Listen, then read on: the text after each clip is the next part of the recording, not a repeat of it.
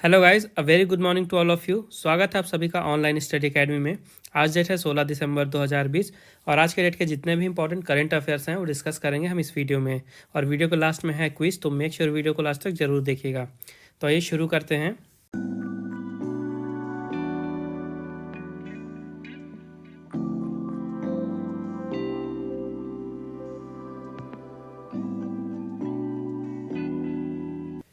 तो सबसे पहले न्यूज़ है, prime minister Narendra Modi laid foundation stone for world's largest hybrid renewable energy park at Kutch.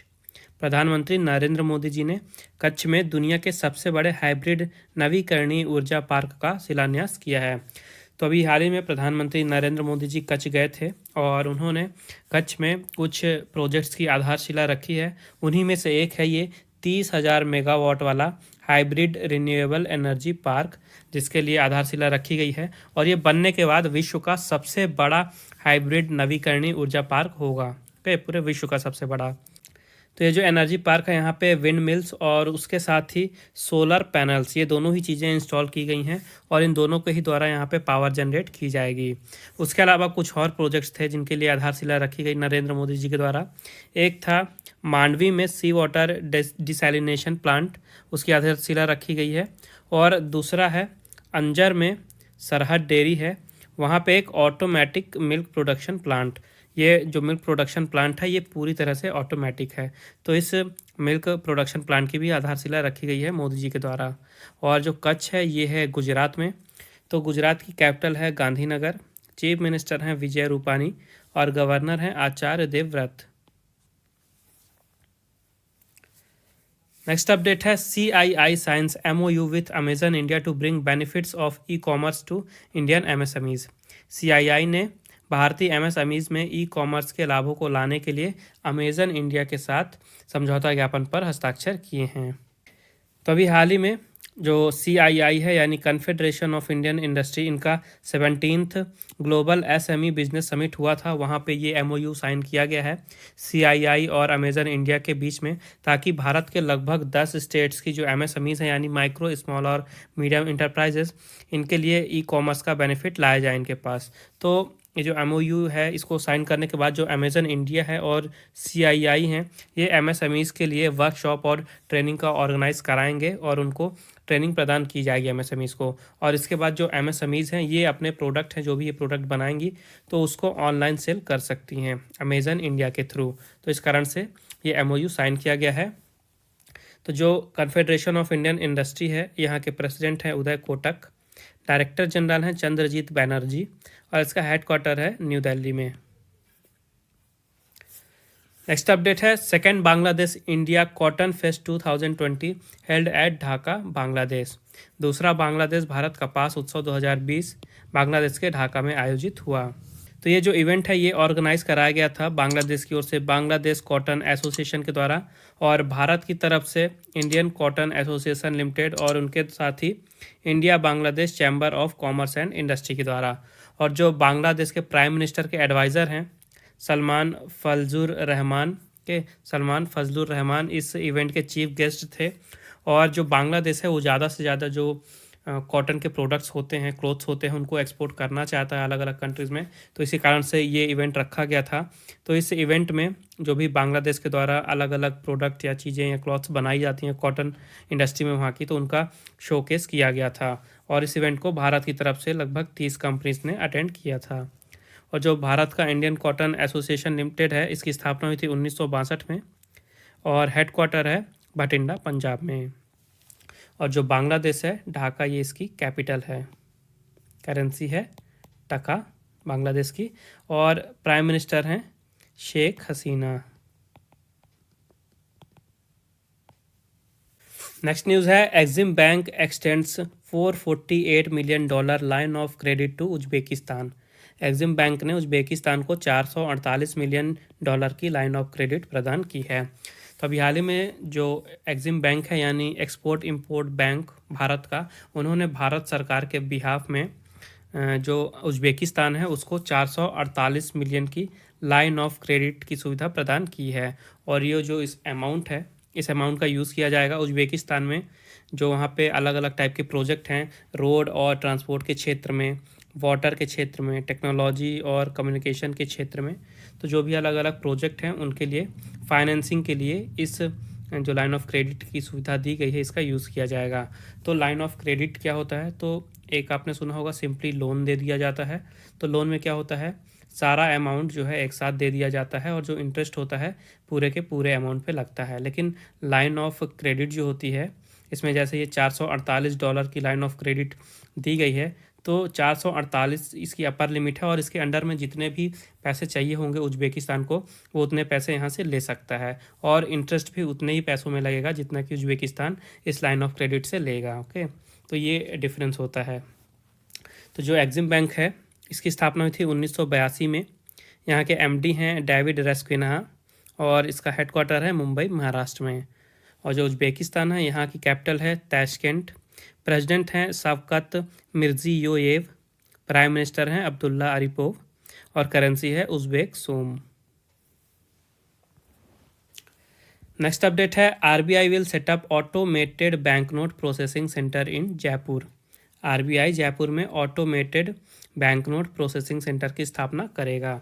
तो जो रिजर्व बैंक ऑफ इंडिया है, भारत का सेंट्रल बैंक, उन्होंने डिसाइड किया है कि जो जयपुर है वहाँ पे एक ABPC यानी कि automated bank note processing centre की स्थापना की जाएगी ताकि जो करेंसी नोट्स हैं उनके रिसिप्ट के लिए, उनके स्टोरेज के लिए और उनके डिस्पैच के लिए सुविधा वहाँ से प्रदान की जा सके जयपुर से।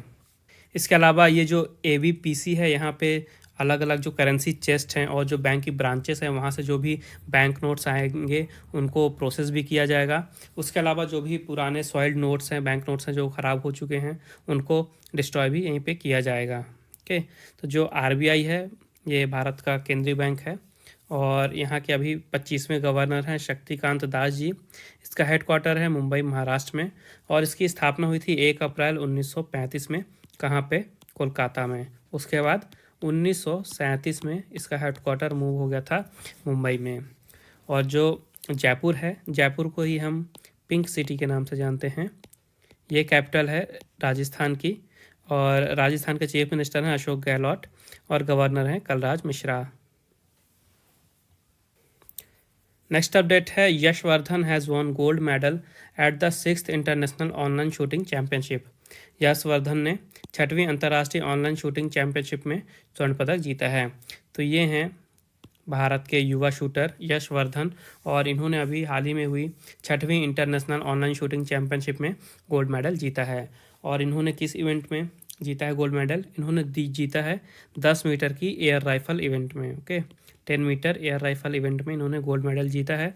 और ये जो चैम्पियनशिप है इसे ऑर्गेनाइज क्यों कराया गया था? इसे ऑर्गेनाइज कराया गया था जो शूटिंग होती है पूरे विश्व भर में उसको प्रमोट करने के लिए। ओके, ऑनलाइन कंपटीशन के थ्रू पूरे विश्व भर में शूटिंग को प्रमोट करने के लिए इसे ऑर्गेनाइज कराया गया था और इस इवेंट में पूरे विश्व भर से लगभग 20 कंट्रीज़ ने पार्टिसिपेट किया था। नेक्स्ट अपडेट है Crisil projected India GDP to contract by 7.7% in physical year 21। Crisil ने वित्त वर्ष 21 में भारत के सकल घरेलू उत्पाद में 7.7% की गिरावट का अनुमान लगाया है। तो एक्चुअली में इसके पहले इन्होंने अपना एस्टिमेशन दिया थी भारत की GDP को लेके क्रिसिल ने। तो जो पुराना एस्टिमेशन था ये आया था सितंबर 2020 में। ओके, जो सितंबर 2020 में आया था एस्टिमेशन, उसके अनुसार जो भारत की GDP में गिरावट का अनुमान लगाया गया था ये था 9% का। लेकिन अभी रिसेंट में देखा जा रहा है कि जो भारत की GDP है वो जितना एक्सपेक्टेशन है उससे ज़्यादा तेज़ी से ग्रो कर रही है, रिकवर कर रही है। तो इस कारण से जो क्रिसिल है उन्होंने अपना जो प्रोजेक्शन था, अनुमान था इनका भारत की GDP को लेके, उसे चेंज किया है और अब नए अनुमान के बाद जो भारत की GDP है वो फिजिकल ईयर 21 में यानी 2020 और 21 के सत्र में उसमें 7.7% की गिरावट का अनुमान लगाया गया है। किसके द्वारा? क्रिसिल के द्वारा। इसके अलावा उन्होंने फिजिकल ईयर 2022 यानी 2021 से 2022 का जो सत्र होगा उसके लिए भी GDP को लेकर अनुमान दिया है और उनके अनुमान के हिसाब से जो भारत की सकल घरेलू उत्पाद रहेगी वित्तीय वर्ष 22 में वो 10% की दर से ग्रो करेगी, यानी पॉजिटिव 10% का एस्टिमेशन दिया गया है। नेक्स्ट अपडेट है ओला will set up world's largest scooter factory in Tamil Nadu.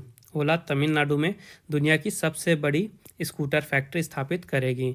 तो आपने ओला सुना होगा, देखा भी होगा ऐड में, ये जो कैब चलते हैं ओला के, तो इसी ओला ने तमिलनाडु गवर्नमेंट के साथ एक MOU साइन किया है और इस MOU के तहत जो है तो ओला तमिलनाडु में एक स्कूटर फैक्ट्री स्थापित करने वाला है। और ये जो स्कूटर फैक्ट्री होगी बनने के बाद ये दुनिया की सबसे बड़ी स्कूटर फैक्ट्री होगी। ओके, इसके लिए इन्वेस्टमेंट भी किया जा रहा है, 2400 करोड़ रुपए का इन्वेस्टमेंट किया जा रहा है। और शुरुआती टाइम पे जो यहाँ की कैपेसिटी होगी तो हर साल लगभग 2 मिलियन यूनिट्स स्कूटर जो हैं तो यहाँ पे तैयार की जाएंगी। ओके, और ये जो फैक्ट्री है ये प्रधानमंत्री नरेंद्र मोदी जी का जो विज़न है आत्मनिर्भर भारत, ओके, यहाँ पे होगा आत्मनिर्भर भारत, आत्मनिर्भर भारत के नक्शे कदम पे ही है ये फैक्ट्री डाली गई है। और इस इनिशिएटिव के तहत भारत को ये एक तरह से 2 व्हीलर इलेक्ट्रॉनिक व्हीकल्स के क्षेत्र में मैन्युफैक्चरिंग हब बनाया जाएगा। तो इससे होगा क्या कि जो भारत अभी इंपोर्ट करता है इलेक्ट्रिक व्हीकल्स का अलग अलग कंट्रीज से, तो भारत दूसरे कंट्रीज़ पे अब डिपेंड नहीं रहेगा, वहाँ पे खुद अब 2 व्हीलर इलेक्ट्रॉनिक व्हीकल जो हैं तो मैन्युफैक्चर होंगे और भारत को इंपोर्ट नहीं करना पड़ेगा। और इससे जो जॉब्स हैं यानी रोज़गार हैं ये भी बढ़ाए जा सकेंगे भारत में। तो बात करें तमिलनाडु की, तो यहाँ के चीफ मिनिस्टर हैं एडापडी के पलानीस्वामी, गवर्नर हैं बनवारीलाल पुरोहित और कैपिटल है चेन्नई। नेक्स्ट अपडेट है Orissa will host 2023 FIH men's hockey world cup. Orissa 2023 के FIH पुरुष हॉकी विश्व कप की मेज़बानी करेगा। तो ये जो FIH आप देख रहे हैं इसका फुल फॉर्म है इंटरनेशनल हॉकी फेडरेशन, जो कि पूरे विश्व भर में जो हॉकी का गेम है उसके लिए गवर्निंग बॉडी है और जो टूर्नामेंट्स वगैरह हैं तो यहीं सब ऑर्गेनाइज कराती है। तो इन्होंने अभी हाल ही में इन्फॉर्मेशन दिया है कि जो उड़ीसा है ये 2023 का जो पुरुष का विश्व कप होगा हॉकी का उसकी मेज़बानी करेगा। और ये लगातार दूसरी बार उड़ीसा विश्व कप की मेज़बानी कर रहा है। इसके पहले 2018 में जो विश्व कप हुआ था पुरुष का, इसे भी उड़ीसा ने ही होस्ट किया था। और जो 2023 का टूर्नामेंट है इसे भी उड़ीसा होस्ट करेगा। तो जो 2023 में होने वाला है ये 15वां संस्करण होगा, 15th एडिशन होगा। ओके, और उड़ीसा में 2 वेन्यूज़ डिसाइड की गई हैं, एक है भुवनेश्वर और एक है राउरकेला। तो इन 2 जगहों पे ये जो विश्व कप के मैचेस हैं ये खेले जाएंगे। और एक चीज़ और जान लीजिए कि जो हॉकी का वर्ल्ड कप होता है ये हर 4 साल बाद होता है। ओके, तो जैसे 2018 में हुआ तो 4 साल बाद 2023 में होगा। बात करें उड़ीसा की, तो यहाँ की कैपिटल है भुवनेश्वर, चीफ मिनिस्टर हैं नवीन पटनायक और गवर्नर हैं गणेशी लाल। और इंटरनेशनल हॉकी फेडरेशन की बात करें तो इसकी स्थापना हुई थी 1924 में। इसका हेडक्वार्टर है लॉसेन स्विट्ज़रलैंड में और प्रेसिडेंट हैं नरेंद्र ध्रुव बत्रा।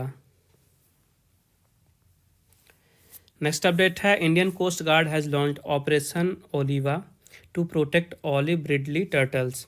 भारतीय तटरक्षक बल ने ओलिव रिडले कछुओं की सुरक्षा के लिए ऑपरेशन ओलिवा लॉन्च किया है। तो समुद्री कछुए आपने देखे होंगे, तो इन्हीं समुद्री कछुए की एक प्रजाति है जिन्हें कहा जाता है ऑलिव रिडले टर्टल्स। और ये जो इनकी प्रजाति है ये कछुओं में सेकंड स्मॉलेस्ट प्रजाति है पूरे विश्व भर में। ओके, सेकंड स्मॉलेस्ट प्रजाति है पूरे विश्व भर में। और ये जो ऑपरेशन लॉन्च किया गया है इंडियन कोस्ट गार्ड के द्वारा, जिसका नाम है ऑपरेशन ओलिवा, तो इन्हीं कछुओं को बचाने के लिए ये ऑपरेशन लॉन्च किया गया है, क्योंकि ये जो ऑलिव रिडली टर्टल्स हैं ये अब इंडेंजर्ड कैटेगरी में आ चुके हैं। तो इन्हीं को बचाने के लिए ऑपरेशन लॉन्च किया गया है। तो ये जो टर्टल हैं ये ट्रॉपिकल वाटर और वार्म वाटर पे पाए जाते हैं। मेनली ये पैसिफिक ओशियन, इंडियन ओशियन और जो अटलांटिक ओशियन का वार्म वाटर है वहाँ पे पाया जाता है। और जो इंडियन कोस्ट गार्ड है ये आपको पता है कि जो मैरीटाइम है यानी समुद्री क्षेत्र है, किनारे हैं, तट वाले क्षेत्र, वहाँ पे सर्च का काम करते हैं, रेस्क्यू का काम करते हैं। और जो मैरीटाइम लॉ है यानी समुद्री नियम हैं उनको मैनेज करने का भी यही काम करते हैं। इसकी स्थापना हुई थी 1978 में और इसको स्थापित करने का मोटिव ये था कि जो भारत का मैरीटाइम वाला क्षेत्र है, तट वाला क्षेत्र, उसको जो है तो सिक्योर किया जाए, वहाँ पे सुरक्षा बढ़ाई जाए। ओके, तो ये जो ICG है यानी इंडियन कोस्ट गार्ड ये काम करती है मिनिस्ट्री ऑफ डिफेंस के अंडर में। नेक्स्ट अपडेट है HDFC bank appoints Sanmay Chakraborty as its new CRO। HDFC bank ने सन्मय चक्रवर्ती को अपना नया CRO नियुक्त किया है। तो CRO यानी कि चीफ रिस्क ऑफिसर। तो अभी हाल ही में HDFC बैंक ने सन्मय चक्रवर्ती को अपना नया चीफ रिस्क ऑफिसर के रूप में नियुक्त कर लिया है। इनका कार्यकाल होगा 3 सालों के लिए और ये रिप्लेस करेंगे जिम्मी टाटा को। जिम्मी टाटा पहले चीफ रिस्क ऑफिसर थे HDFC बैंक में और अब जिम्मी टाटा CRO की जगह अपने नए रोल पे आ गए हैं। इन्हें वहाँ का चीफ क्रेडिट ऑफिसर नियुक्त कर दिया गया है। तो जिम्मी टाटा की जगह आ गए हैं सन्मय चक्रवर्ती। और जो HDFC बैंक है इसकी स्थापना हुई थी 1994 में। इसका हेडक्वार्टर है मुंबई महाराष्ट्र में। यहाँ के चेयरमैन है दीपक पारेख, CEO हैं शशिधर जगदीशन और टैगलाइन है we understand your world. Next update है Lulu group of UAE will set up a food processing centre in Srinagar. UAE का लुलु समूह श्रीनगर में एक खाद्य प्रसंस्करण केंद्र स्थापित करेगा। तो एक लुलु ग्रुप इंटरनेशनल है जो कि काफ़ी सारी चीज़ें इंपोर्ट करती है इंडिया से और UAE का ये सबसे बड़ा फर्म है जो कि इंपोर्ट करता है भारत से। तो इन्होंने अनाउंस किया है कि इनका एक प्लान है, ये जम्मू और कश्मीर के श्रीनगर में एक फूड प्रोसेसिंग सेंटर जो है इसे इस्टेब्लिश करना चाहते हैं। और इसे किया क्यों जा रहा है, क्योंकि जो जम्मू और कश्मीर है यहाँ का जो एग्रीकल्चर प्रोडक्ट है यहाँ पे काफ़ी ज़्यादा वैरायटी है, काफ़ी बड़ी वाइड रेंज है इन प्रोडक्ट्स की। तो इस कारण से ये फूड प्रोसेसिंग सेंटर यहाँ पे इस्टेब्लिश किया जा रहा है।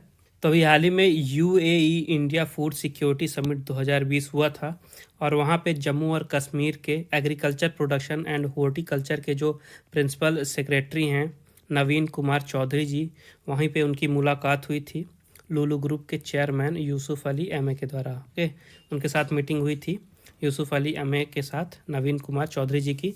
तो ये अनाउंसमेंट वहीं पे की गई है लुलु ग्रुप के द्वारा। बात करें जम्मू और कश्मीर की तो इसको यूनियन टेरिटरी का दर्जा दिया गया था 31 अक्टूबर 2019 को। यहाँ की समर कैपिटल है श्रीनगर और विंटर कैपिटल है जम्मू और लेफ्टिनेंट गवर्नर हैं यहाँ के मनोज सिन्हा जी और ये दूसरे नंबर के लेफ्टिनेंट गवर्नर हैं। सबसे पहले लेफ्टिनेंट गवर्नर बने थे जम्मू और कश्मीर के GC मुर्मू जी, गिरीश चंद्र मुर्मू, और इन्हें अभी हाल ही में भारत के 14th CAG के रूप में नियुक्त कर दिया गया है GC मुर्मू जी को। नेक्स्ट अपडेट है Croatia will host 56th European karate championship in 2021। Croatia 2021 में 56वीं यूरोपीय कराटे चैंपियनशिप की मेज़बानी करेगा। तो एक्चुअली में ये जो यूरोपीय कराटे चैंपियनशिप होने वाली थी 2021 में, ये इसका 56th एडिशन था यानी 56वां संस्करण था और ये इवेंट पहले स्वीडन में होने वाला था, लेकिन पेंडेमिक के चलते स्वीडन ने मना कर दिया कि वो सक्षम नहीं है इसे अभी ऑर्गेनाइज कराने में। तो इस कारण से जो यूरोपियन कराटे चैंपियनशिप है 2021 की, इसे शिफ्ट कर दिया गया है क्रोएशिया। तो अब ये जो इवेंट है ये क्रोएशिया के पोरेक में खेला जाएगा। कब? 19 मई से 23 मई 2021 में। नेक्स्ट अपडेट है Bharti AXA life insurance launches #got you covered campaign for frontline workers. Bharti AXA life insurance ने फ्रंटलाइन वर्कर्स के लिए #गॉट यू कवर्ड अभियान शुरू किया है। तो अभी पेंडेमिक चल रही है, आपको पता है, और हर जगह काफ़ी ज़्यादा बीमारी फैली हुई है। ऐसे में जो प्राइमरी हेल्थ केयर वर्कर्स हैं, फ्रंटलाइन वर्कर्स हैं, काफ़ी अच्छे से काम कर रहे हैं बीमारी को कंट्रोल करने के लिए, उनको लोगों की देखभाल करने के लिए, और जो उनकी लाइफ है वो खुद अपनी लाइफ को जोखिम में डाल के दूसरों की हेल्प कर रहे हैं।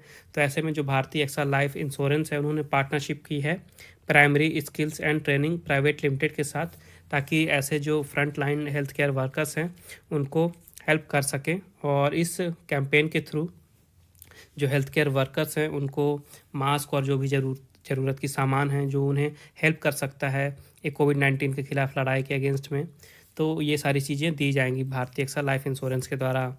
और ये जो कैंपेन है ये इंट्रोड्यूस किया गया था 12 दिसंबर को। 12 दिसंबर को क्या था? 12 दिसंबर को था यूनिवर्सल हेल्थ कवरेज डे। तो उसी इवेंट के दौरान ये कैंपेन इंट्रोड्यूस किया गया है। और बात करें Bharti AXA life insurance company limited की, तो इसकी स्थापना हुई थी 2006 में। यहाँ के MD और CEO हैं पराग राजा और इसका हेड ऑफिस है मुंबई महाराष्ट्र में। नेक्स्ट अपडेट है तमिलनाडु गवर्नमेंट लॉन्चेस अम्मा मिनी क्लिनिक्स। तमिलनाडु सरकार ने अम्मा मिनी क्लिनिक की शुरुआत की है। तो तमिलनाडु के चीफ मिनिस्टर एडापडी के पलनीस्वामी ने अभी हाल ही में इनॉग्रेट किया है अम्मा मिनी कोविड-19 क्लिनिक्स का। और ये जो अम्मा हैं, अम्मा नाम दिया गया है जो पूर्व चीफ मिनिस्टर थी तमिलनाडु की जयललिता जी, उनके नाम पे इस स्कीम का नाम दिया गया है। ये जो क्लिनिक्स है इनका नाम दिया गया है अम्मा मिनी क्लिनिक्स। और लगभग 2000 क्लिनिक्स जो हैं ये लॉन्च की गई हैं पूरे तमिलनाडु में। तो जो तमिलनाडु है पूरे भारत में ये चौथा सबसे ज़्यादा अफेक्टेड स्टेट है कोरोना से, और यहाँ पे लगभग 8 लाख से भी ज़्यादा लोग जो हैं तो वो संक्रमित हो चुके हैं कोविड-19 से। तो इस कारण से ये मोबाइल क्लिनिक जो है ये लॉन्च की गई हैं, और इस जो क्लिनिक है इसमें डॉक्टर होगा, नर्स होगा और असिस्टेंट होगा, और इसमें एक्सपेक्ट किया जा रहा है कि डेली इसमें लगभग 100 से भी ज़्यादा पेशेंट जो है तो वो विज़िट कर सकते हैं पर डे। और ये जो फैसिलिटी है इसको लॉन्च करने के बाद जो तमिलनाडु का हेल्थ केयर सेक्टर है उसे और भी मजबूत किया जा सकता है। तो अब समय है आज के क्विज़ का। आज के क्विज़ का क्वेश्चन है, which state has launched 5 star village postal scheme. किस राज्य ने 5 सितारा ग्राम डाक योजना शुरू की है। तो मेक श्योर इस क्वेश्चन का आंसर जरूर दें कमेंट बॉक्स में। आइए देखते हैं कल का क्वेश्चन। कल मैंने आपसे पूछा था, which country has signed MOU with India on intellectual property cooperation. किस देश ने बौद्धिक संपदा सहयोग पर भारत के साथ समझौता ज्ञापन पर हस्ताक्षर किए हैं। तो इसका राइट आंसर था USA। अभी USA और इंडिया ने MOU साइन किया है इंटेलेक्चुअल प्रॉपर्टी कोऑपरेशन ने। तो जिन्होंने भी इसका सही आंसर दिया उनको मेरी तरफ से कॉन्ग्रेचुलेशंस। और ये थे आज के important current affairs. I hope आपको यूजफुल लगे होंगे। तो मेक श्योर वीडियो को लाइक करें, शेयर करें अपने दोस्तों के साथ। तो उसके अलावा चैनल को सब्सक्राइब करें और बेल आइकन भी ज़रूर दबाएं। उसके अलावा अगर आपको रिवीजन के लिए MP3 फाइल या PDF फाइल चाहिए तो उसकी भी लिंक मैंने नीचे डिस्क्रिप्शन बॉक्स में दे दी है, आप वहाँ पे विजिट करके फ़ाइल डाउनलोड कर सकते हैं।